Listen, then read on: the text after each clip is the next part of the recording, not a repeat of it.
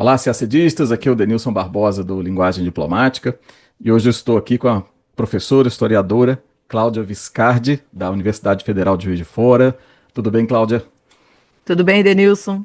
Bom, vamos lá. Hoje nós vamos analisar as provas de história, né? Prova de História Mundial e prova de História do Brasil, né? E eu convidei a Cláudia para uma participação, né, nessa análise da prova de História do Brasil, né? Então, Cláudia, nós vamos diretamente para a prova. Você gostaria de fazer algumas considerações antes do compartilhamento da tela aqui? Não, só pontuar que eu tenho um canal no YouTube, que chama Cláudia Viscardi Historiadora, e eu vou também colocar esse vídeo lá no canal, se vocês, quem ainda não conhece, quiser conhecer, se inscrever, é legal. Isso, eu vou compartilhar aqui na descrição do vídeo o link direto para o canal da Cláudia também. Enfim, e eu acho que é fundamental, né? Para quem não conhece ainda, tem tópicos lá fundamentais para a prova de Muitos história. caíram na prova. Caíram, pois é. Bom, vamos lá, deixa eu compartilhar as questões aqui de história do Brasil. Só deixar claro, Denilson, que o gabarito oficial sai amanhã, né? Me parece. Então Exatamente, dia 22. a gente vai tentar responder as questões aqui e o objetivo principal é ligar um alerta em relação a algumas questões, pelo menos na área de história do Brasil, que eu achei um tanto quanto controversas que possibilitariam até um recurso. Se eu fosse candidato, eu faria recursos, porque há muitas ambiguidades na prova de história do Brasil. Sim, eu acho que esse é Então, o ponto fundamental desse vídeo, né? Oferecer esse ponto de vista para os candidatos pensarem nas possibilidades de recurso, né? E, enfim, ajudá-los nessa tarefa, né? Então, acho que o que tiver de problema aí, Cláudia, que você viu, ou contradições, né, serão bem-vindos, né? agora eu sou especialista na área em que a prova se concentrou, né? Que é a Primeira República e o governo Vargas. Então, eu vi muitos problemas. Talvez assim seja o meu nível de exigência. Mas eu tenho muita experiência em elaboração de prova, né, de vestibular seriado, de Enem, de ENAD, e eu achei a prova com alguns problemas na sua elaboração, né? Mas pode começar, ô Denilson? Sim, vamos lá. Vamos lá. Então, primeiro, só ressaltar para vocês que houve uma concentração muito grande de questões de Primeira República e era Vargas, né? Eu fiz uma continha básica aqui de padeiro, que eu sou padeira também, então de Primeira República houve uma concentração em torno de 26,66% das questões, a mesma coisa da era Vargas, sendo que colônia tivemos apenas 16,66%, agora Império, Segunda República, ditadura, Nova República e atualidades, muito pouca questão. Então houve uma concentração clara, né, entre 1889 e 1945.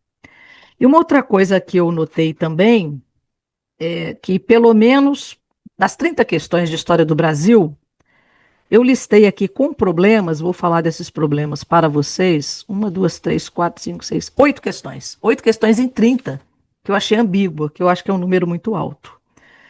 E um terceiro problema que eu vi, que não chega a ser um problema, mas a prova mistura algumas abordagens historiográficas muito distintas. Por exemplo, nas poucas citações que tem a prova, que eu achei poucas mesmo, né? Uma do Marcos Napolitano, e outra da Sônia Regina de Mendonça, que foi até escrito errado, né? Está escrito Sônia Regina de Miranda, é o nome da autora, é Sônia Regina de Mendonça. Por exemplo, a Sônia faz uma abordagem, é um livro bem antigo, né?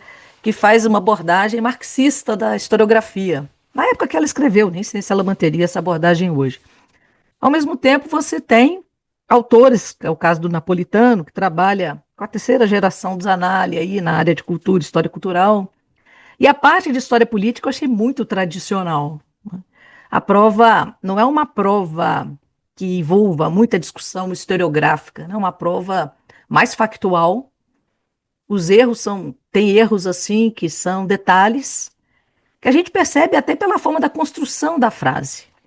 Então você identifica que a afirmação está errada pela forma como a frase foi escrita.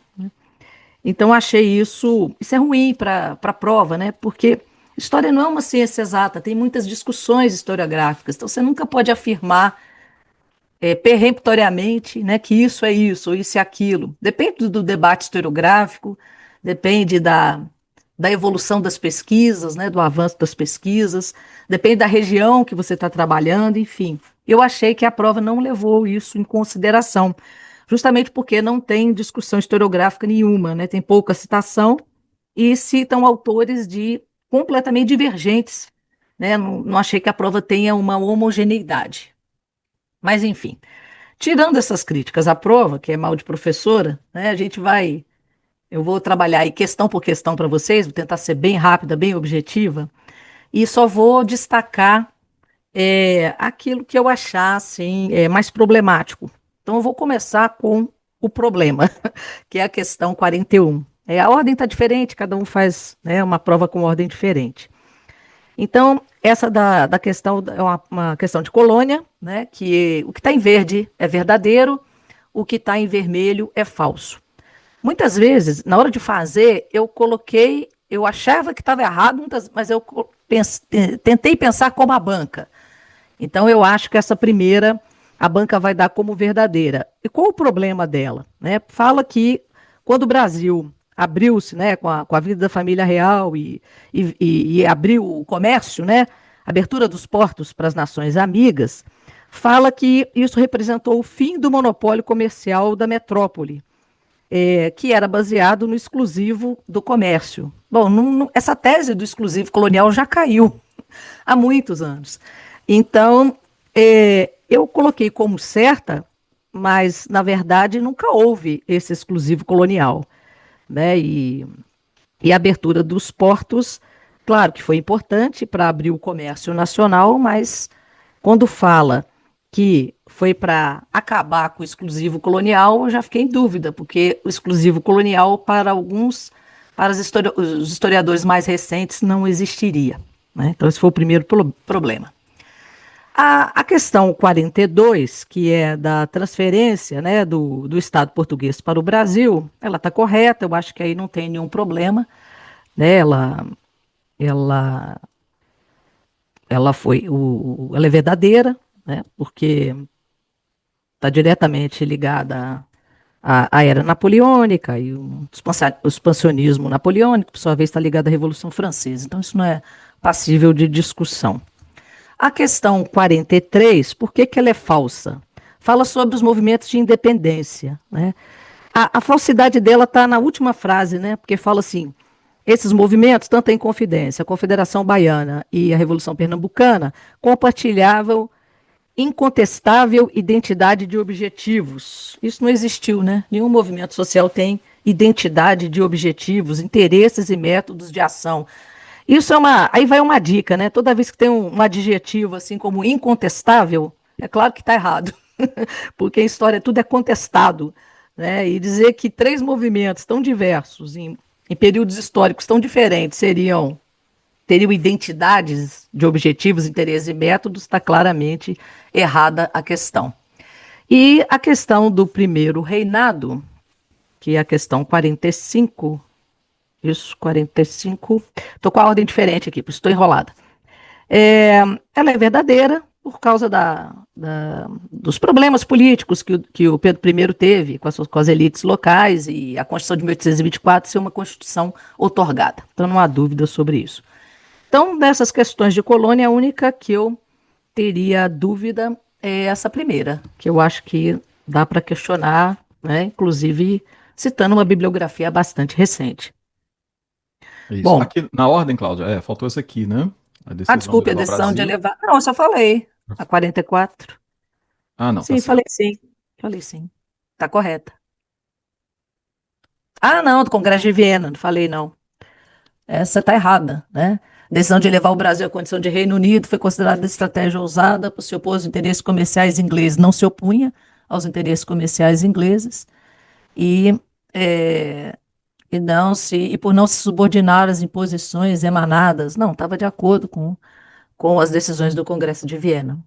Então, acho que isso tá. As duas afirmações estão erradas, está tranquila essa. Ok. Desculpe aí. Vou seguir agora pela tela, tá achando mais fácil. Bom, agora entramos na Primeira República, a 46. É, essa é tranquila, a 46, algumas das estruturas que sustentaram o projeto foram mantidas desde a independência. Então, a ideia é que a escravidão foi mantida, a concentração de terra foi mantida. A única questão complicada, única frase complicada na questão 46 é dizer que o processo de independência não foi revolucionário. Isso é um debate historiográfico grande. Se você for trabalhar com os trabalhos de Eonório Rodrigues, do Fernando Novaes, do Florestan Fernandes, para eles, o movimento de independência foi revolucionário. Agora, para outros autores, os demais autores acham que não, porque houve uma continuidade. Né? Foi mantida a escravidão, foi mantida a grande propriedade, o latifúndio. Daí você dizer que o movimento de independência não foi uma revolução, por exemplo, tem autores atuais que discutem qual o conceito de revolução no período. No conceito de revolução no século XVI, esse movimento, né, o movimento de ruptura com com a metrópole, foi um movimento revolucionário, de acordo com o conceito de revolução do século XIX. Então há um debate historiográfico sobre isso. Então, essa última frase é complicada, mas ela é verdadeira na sua maior parte. Né? Mas já demonstra que faltou um cuidado nisso, porque tem discussão historiográfica sobre isso. Bom, essa sobre a implantação da República, eu achei ela muito complicada, primeiro com essa frase, né? A implantação da República representou uma substancial inflexão. Inflexão é mudança. Né? Será que a proclamação da República foi uma substancial inflexão na história brasileira? Ao mesmo tempo, ela fala, por não promover a ruptura de elementos que sustentaram a colonização. Então, é contraditório, né? Se ela é uma inflexão, por que ela manteve as coisas do jeito que estavam? Então, não seria uma inflexão. Né? E o que ela está muito errada, o que leva a gente a dizer que ela é falsa, porque diz que, em larga medida, né, o que significou o atraso do desenvolvimento do Brasil em relação aos seus vizinhos. Não, a implantação da República não gerou atraso em relação aos vizinhos. Né, Argentina, Uruguai, nada disso. Então essa última frase torna a questão errada. Mas essa palavra inflexão, ela está em contradição com a frase seguinte. Posso estar sendo chata, mas eu acho que tem que ter muito cuidado com as palavras para o aluno interpretar. Né? Na próxima, essa é complicada mesmo, gente, que é olha só, o 15 de novembro foi um golpe de Estado conduzido por militares. Ora, isso é um debate historiográfico. Da mesma forma que 64. Tem historiadores que vão dizer que foi um golpe militar, outros vão dizer que foi um golpe civil-militar. Por exemplo, eu trabalho com a concepção do 15 de novembro como uma aliança entre civis e militares. Então, eu já colocaria errado aí de primeira, quando diz que é conduzido por militares. Aí depois fala, os quais, os militares, desprovidos de uma base social. Não, é claro que eles tinham base social. Eles acabaram de sair vitoriosos da Guerra do Paraguai. Eles tinham. O próprio exército dava apoio a eles, a sociedade brasileira dava apoio a eles. Eles têm base social, eles têm sustentação política. O próprio movimento republicano criaria, que durou 20 anos, que criaria essa sustentação política. Aí depois eles falam, eles foram alijados do poder, os militares, já nos primeiros anos do regime republicano. Pô, que primeiros anos? Eles saem do poder em 1894, quando o Prudente é eleito. Esses seriam os primeiros anos, 1894? De quantos anos nós estamos falando?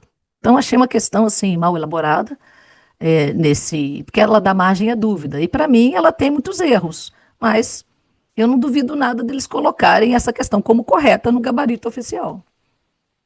Porque né, a República foi proclamada assim por militares, desprovidos de uma base social, porque foi um golpe, e eles foram alijados do poder nos primeiros anos, se a gente considerar 1894 como os primeiros anos. Entenderam como é complexa a gente tomar uma decisão? Mas caberia recurso, se der como certa, caberia recurso. A 49, ela é tranquila, não tenho nada a falar com ela, é tudo certinho, foi a ideia de que O Império, né, que a República manteve a discriminação, porque não conferiu cidadania, manteve, né, o povo liberto ausente da cidadania, então isso é correto. Isso aí não tem nenhuma dúvida. Depois, sobre política externa, né? Essa está muito errada, porque fala que a diplomacia brasileira da República rompeu com a diplomacia que já existia no Império. Não, de forma nenhuma, né? E a ideia de que a República não se preocupou com a consolidação da unidade territorial do país, nada disso, né? Tanto no Sul quanto a questão do Acre, né? Havia muita preocupação. E essa frase aí no final, né? O que só foi retomado com o protagonismo do Brasil, quer dizer, em questões do Brasil só se tornou protagonista no início do século XXI? Claro que não, né? Então essa está muito errada, não tem dúvida. A seguinte, né, que é a verdadeira, porque ela fala sobre a negociação para o Brasil comprar o Acre da Bolívia, né, pelo Barão do Rio Branco, tá tudo certinho. E o Brasil deu uma indenização e ficou de construir a ferrovia, né? No momento da negociação, não concluiu. Concluiu há pouco tempo, né, a Madeira Mamoré. Mas está correta essa. Está correta. Depois passamos para a década de 20. Aí que eu destaquei que a citação, uma citação marxista que gera muita dúvida, porque fala em burguesia cafeeira, que envolvida na Revolução de 30, é como se 30 fosse uma contestação dos cafeicultores, sendo que Minas era um estado cafeicultor, o Rio de Janeiro também eles estavam envolvidos na Revolução de 30. Então, é uma tese marxista que eu acho que já se foi com o tempo, já foi superada, já foi revista. Então, o próprio, além de citar a autora errada, né? O sobrenome da autora errada. Nem sei se a autora concordaria com essa interpretação hoje. Mas, enfim, com base nessa citação, aí vem a questão, né, sobre 22. A de 22 está toda correta, porque o ano de 22 foi um ano muito legal, né? Aconteceu isso mesmo. O Brasil fez 100 anos, o movimento tenentista, né, o Forte Copacabana, né, foi em 22. Partido Comunista também é de 22. Semana de Arte Moderna é 22. Então, isso aí está tudo certinho. A 53, voto de cabresto, voto descoberto, mapas eleitorais, controle das oligarquias, tudo bem, isso existia. Mas o que estaria errado aí? Né? Que os anos 20 não usaram violência. E eles usaram, né? O movimento tenentista foi um movimento violento. Essa última frase que está errada, né? Foram incapazes de determinar o colapso do regime por terem se recusado a realizar ações armadas. Ao contrário, os tenentes, nos anos 20, realizaram ação armada para derrubar a República. Então, essa está muito errada. Essa da guerra, eu estou com dúvida nessa da guerra, confesso a vocês. Eu acho que eles vão dá-la como errada. Né? Eu acho que eles vão dá-la como certa, mas ela é errada. Bom, não sei o que eles vão dizer. Mas fala que terminada a guerra, né, terminada a Grande Guerra de 14, o Brasil teve uma década de estabilidade. Não, não tem estabilidade. A guerra termina em 18, né? E nós temos, por exemplo, uma série de ondas grevistas, temos instabilidades políticas com problemas de sucessão eleitoral, com a morte do Rodrigues Alves antes de assumir. Então, um período muito instável. E fala que na Europa, né, também estava estável, e por um período curto de tempo. Mas que período é esse? Porque a marcha de Mussolini sobre Roma é 22. A guerra termina em 18. Então, será que a estabilidade é de 18 a 22? Acredito que não. Então, acredito que essa questão esteja errada. Porque não havia estabilidade nem no Brasil e nem na Europa. Quer dizer, a instabilidade que culmina na Segunda Guerra, ela não se dá em 38, às vésperas da Segunda Guerra. Ela já começa nos anos 20, no período do entre guerras. Então, eu achei essa questão errada. Não tem uma lá? Tem que baixar um pouquinho aqui para Ah, eu mim. passei direto aqui, desculpa. É E essa aí. Essa aí está toda correta, né?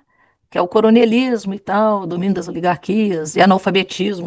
Analfabetismo atingia a maioria absoluta da população brasileira, 75%. Então, problema assim que esse absoluto, né? Tem gente que pode ficar em dúvida. Ah, será a maioria relativa ou maioria absoluta? Né? Mas 75%, eu acho que essa questão está correta. Agora a gente entra no e a- governo Vargas, né? isso. E aqui, Cláudia, chegamos aí no perto dos 5 minutos, já para. Nossa, então tá bom, vou acelerar aqui. É, essa da ação integralista eu acho complicada, tá, pessoal? Porque eu acho que eles vão dar correta, por isso que eu pus em verde. Mas a ação integralista, ela incorporou elementos antissemitas. Isso é o Gustavo Barroso que está falando. Só que não era a maioria. A maioria do integralismo não é antissemita. E fala que a ideologia foi inspirada no fascismo europeu. Essa é uma vertente.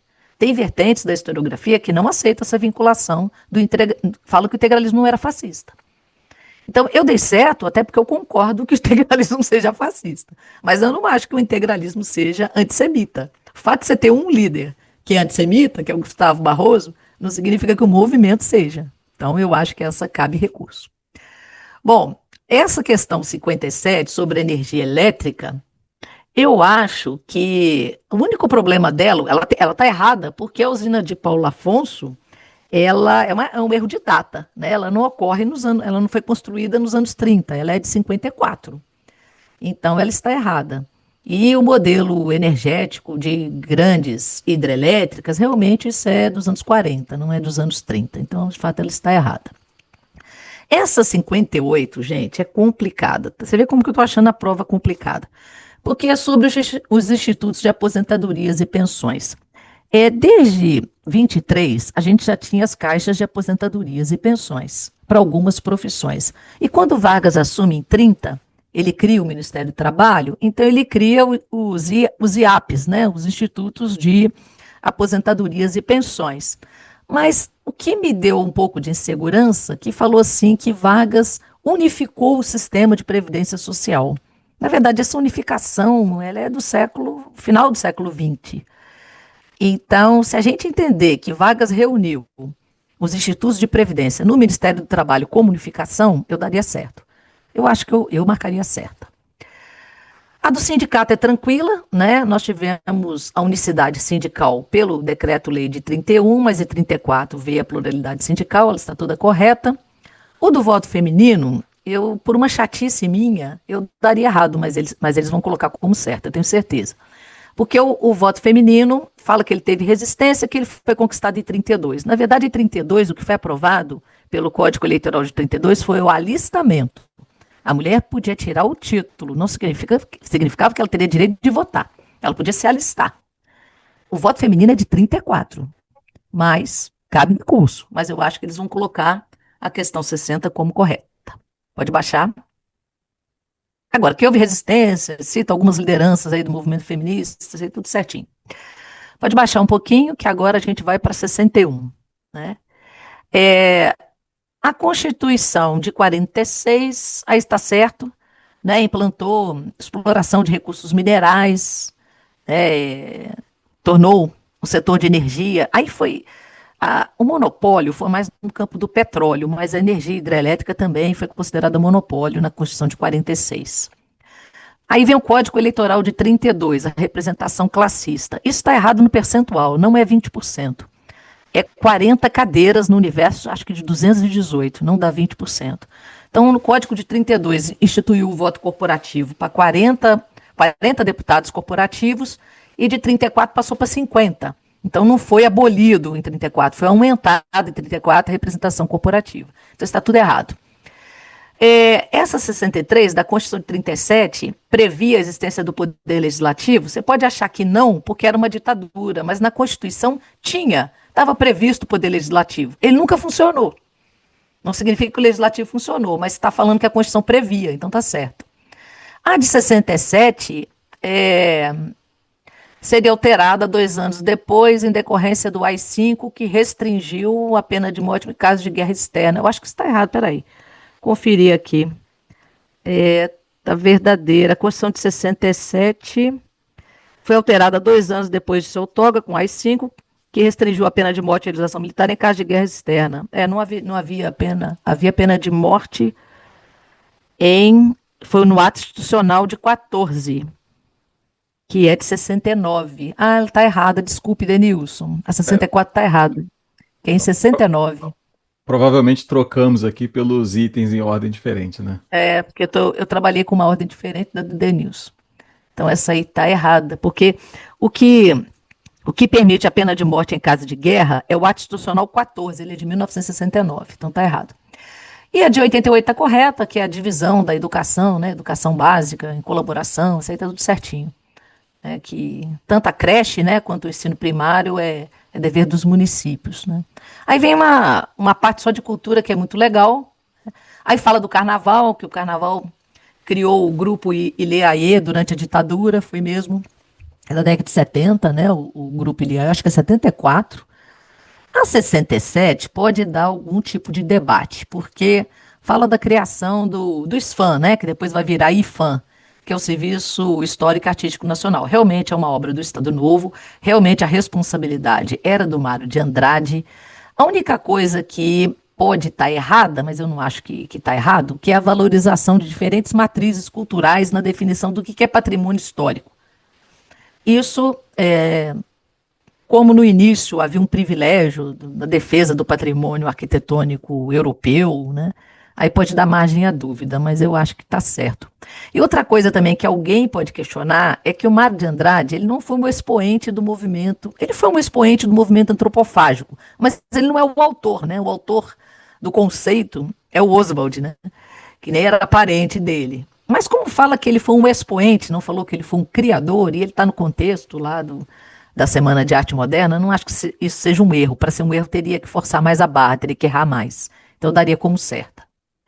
E depois vem um sobre o Uber, né? As plataformas digitais, que é um conteúdo bastante atual, e fala que a uberização reduz a jornada de trabalho. Isso é comprovado por dados do IPEA, né? Qualquer dado social que você for ver aí, as pessoas que se uberizaram têm uma jornada maior, né? Do que quem está de CLT. Depois uma nova questão cultural, que é sobre o Baião, que está correta também, que o Baião projeta o Nordeste, muda um pouco a configuração cultural, musical do Brasil, está certo também. E por fim, as novelas brasileiras, né, que vêm com a temática LGBTQIAP, aquelas letrinhas, sopa de letrinhas, né, LGBTQIAP+, né, que ajuda que ajuda na defesa das identidades desses grupos marginalizados que sofrem um preconceito dos conservadores. Isso aí está correto. Então é isso, pessoal. Eu achei que a prova tem muitos problemas. Então, assim, eu acho que cabe recurso. Então, quiserem anotar aí na 45, 46. Ah, não, esses números que eu estou aqui são números da ordem da minha prova. É, Então, ficaram diferentes. É. ficaram diferentes. Então, esses que eu falei para vocês, que eu acho que caberia recurso. Na parte de história mundial. E é, uma visão geral da prova, né? Eu acho que essa seleção de temas, né, foi muito boa, né, no sentido de escolher tópicos que, de certa forma, voltaram à tona hoje, né, no nosso cenário com muita força, né?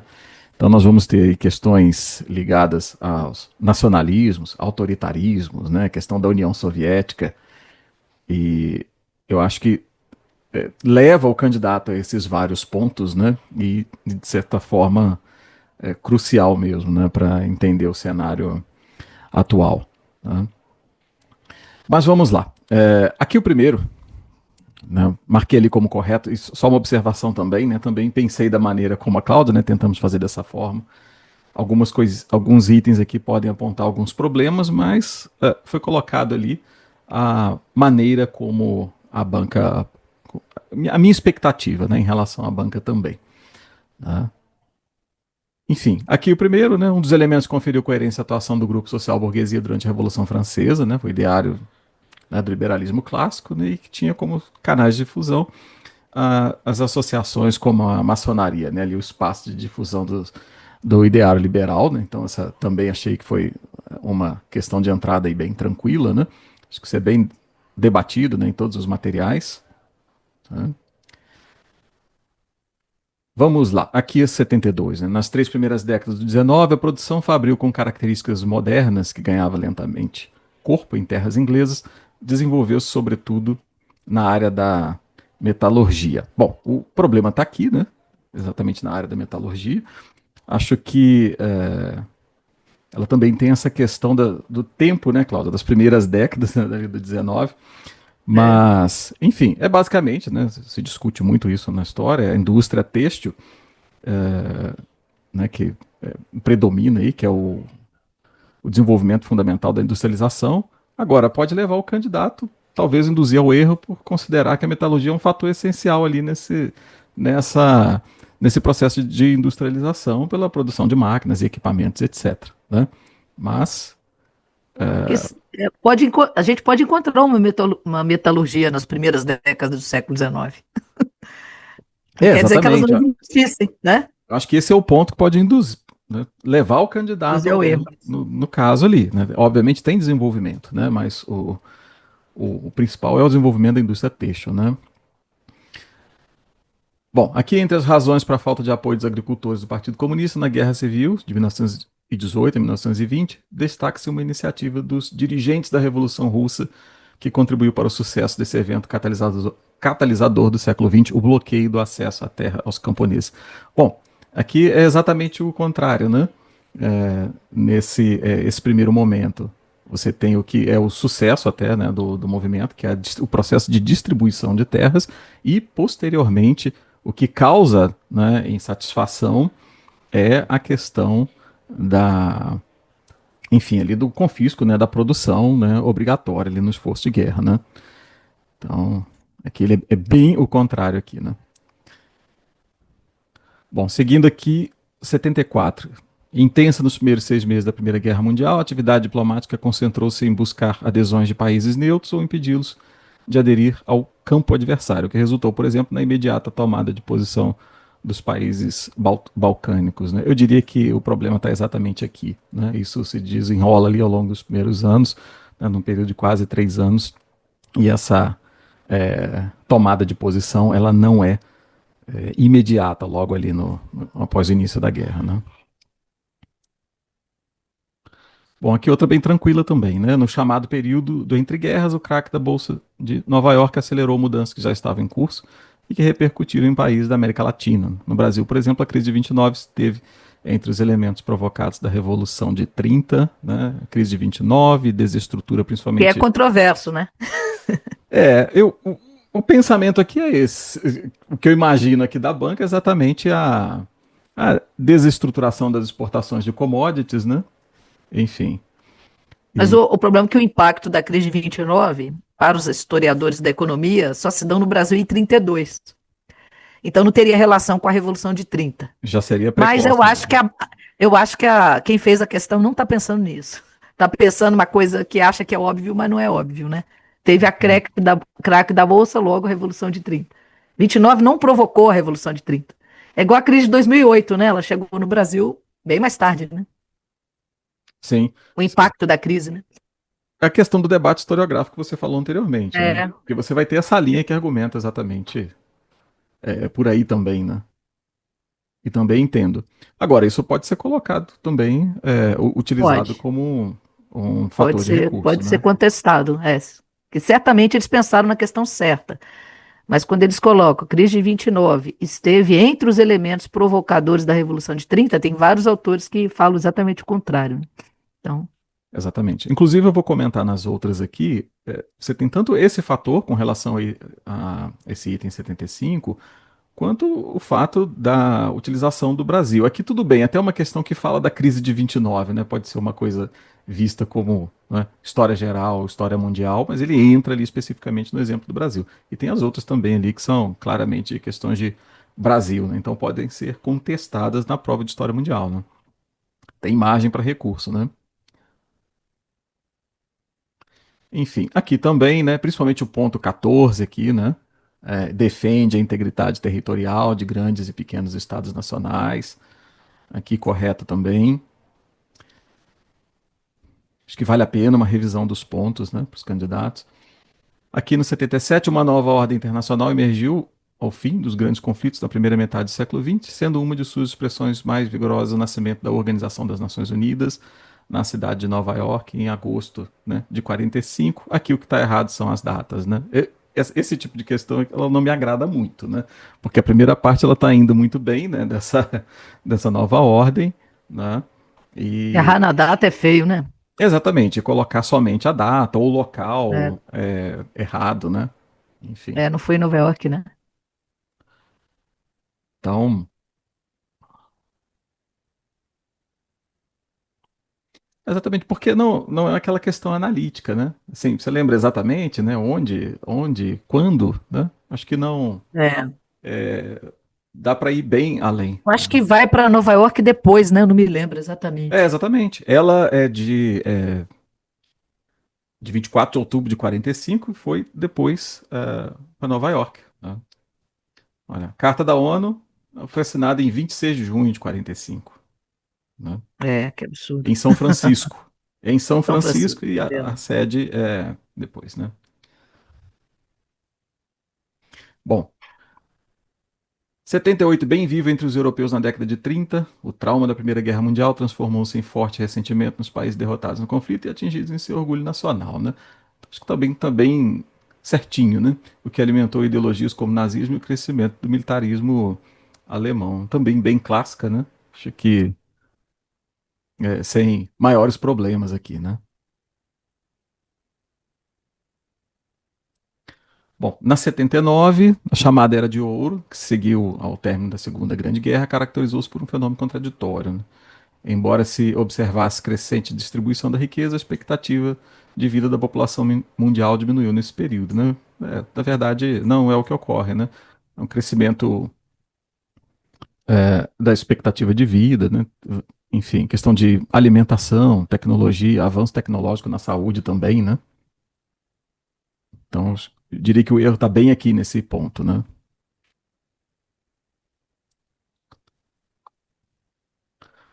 Bom, a queda dos satélites europeus a partir do final dos anos 80 e a difícil aceitação por Moscou da reunificação alemã contribuíram para incrementar o colapso da então União Soviética, né, como superpotência internacional. Aqui pode ter uma certa levar o candidato ao erro, porque Moscou aceita por fim, mas depois de resistência, né? Não é uma coisa assim imediata, né? Então acho que isso pode levar o candidato de certa forma até pensar por outro lado, né? De que ele aceitou de imediato, né? E acabar marcando errado por isso. Né? Mas é de fato um processo difícil, né? De aceitação. Seguindo aqui, 81, entre as peculiaridades da Guerra Fria está a convivência, observada nas relações entre as duas grandes superpotências, de uma retórica conciliatória e a recusa de ambas as partes em aceitar a distribuição global de forças ao cabo da Segunda Guerra Mundial. Bom, aqui o problema está bem aqui, né? A retórica, né? Conciliatória, né? Ela não é conciliatória, né? Ela é de conflitos, né? Então, eu diria que está bem nesse ponto aqui o erro do item 81.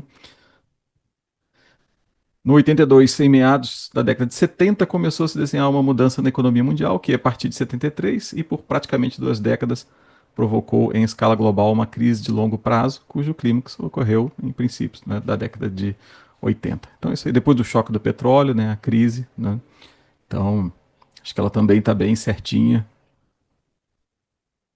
sem problemas nela ali.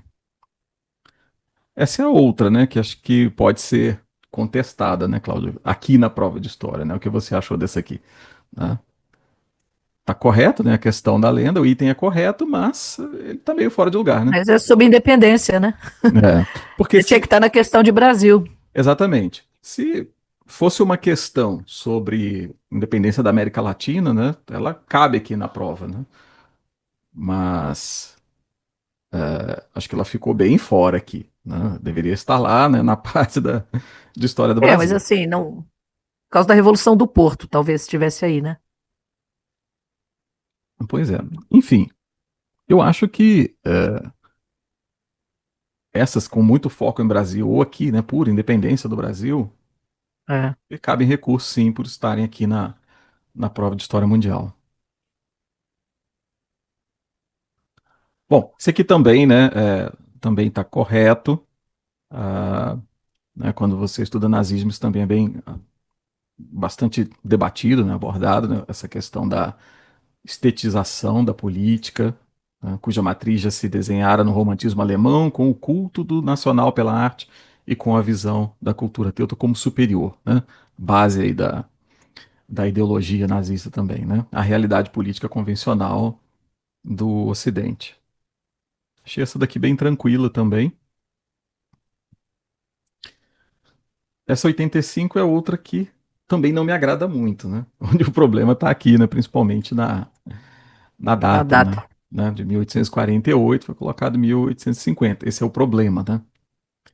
Enfim.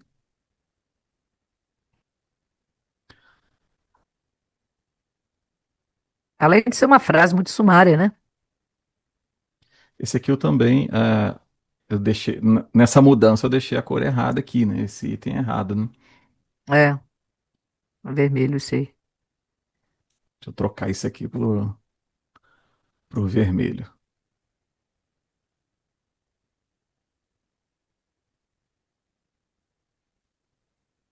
Bom, vamos lá. 86. Um caso extremo de divergência entre nacionalismo e Estado-nação, sem precedente desde a Roma Antiga, é o da Itália. A maior parte do seu território foi unificado entre 1859 e 1870, mas havia uma grande fragmentação linguística e cultural. Então há unidade política, né? Também está correto esse daí, mas ainda havia um trabalho ali pela frente, né, de criação dessa unidade linguística e cultural dentro da Itália.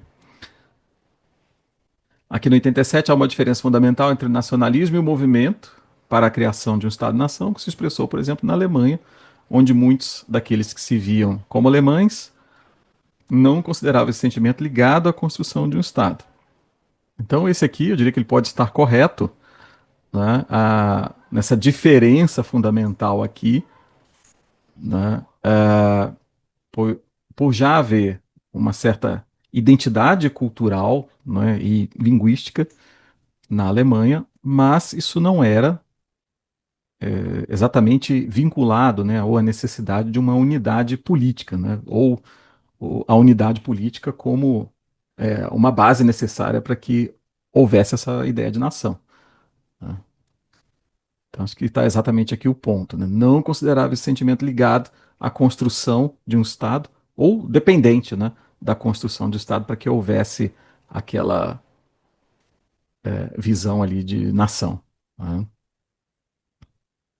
Aqui 88 fica errado. Olha, antes mesmo de se constituir como Estado-nação, a Alemanha já se via como uma nação, está repetitivo aqui, né? O que se pode concluir do fato de seus principados terem constituído o Sacro Império Romano-Germânico. Né?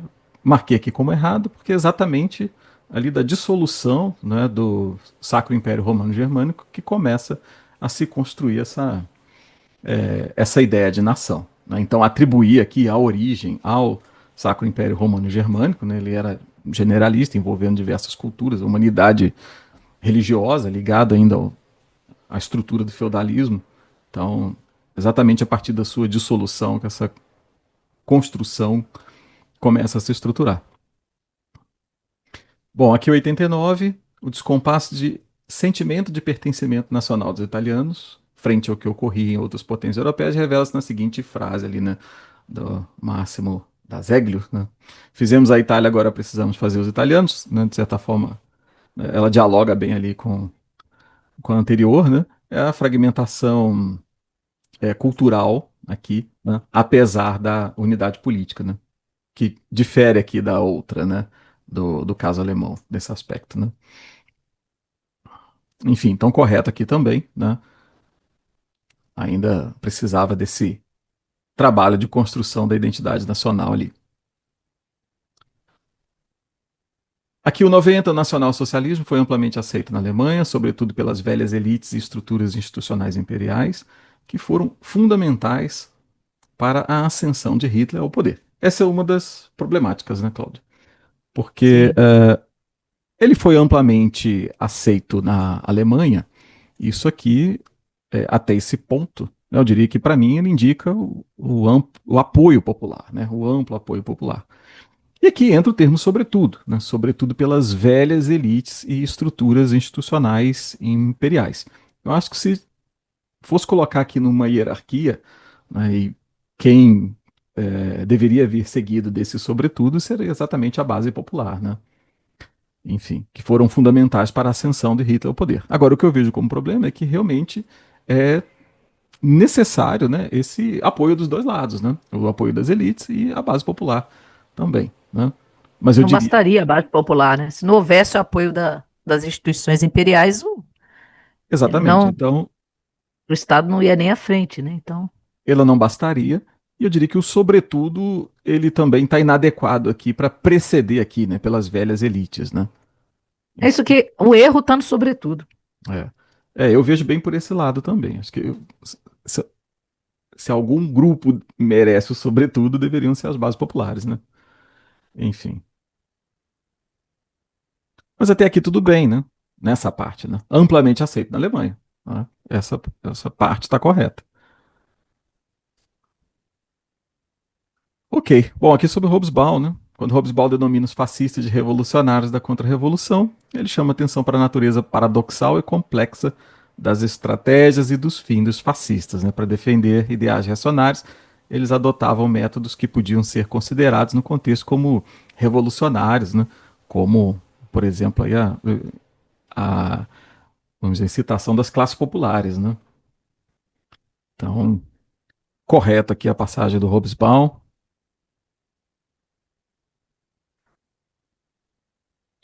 Deixa eu correr um pouquinho aqui para o final.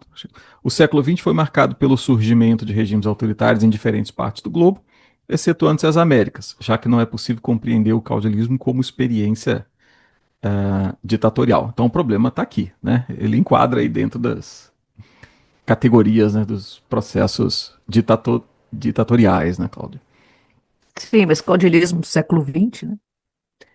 É, no início do século XX, né? Não, e também você tem estados autoritários no século XX, na América, Estado Novo é autoritário, Sim. né? Não fala em qual período do século XX. Bom, aqui no 93 ele coloca, né, que segundo é exatamente o contrário aqui também, né? O desaparecimento das poupanças e as grandes inflações pouco contribuíram, né? Na verdade, eles contribuíram muito para inflamar ali Contribuíram o muito, né? ambiente, né? Então, pouco contribuíram para o florescimento do fascismo na Europa Central. Né? Então, o problema está bem aqui no pouco contribuíram. Já o 94, nos últimos anos, a historiografia tem revisto a sua compreensão sobre o caudilismo, por exemplo, no que se refere à ruralização do poder. Tem se considerado essa leitura como superficial, sendo mais coerente admitir uma interação entre urbano e rural, com o poder dos caudilhos perpassando as escalas local, nacional e internacional. Está correto também, né? Correto. Quando É, é bem assim, bem escrita, bem feita, bem detalhada, você pode ter altera. certeza que ela é correta.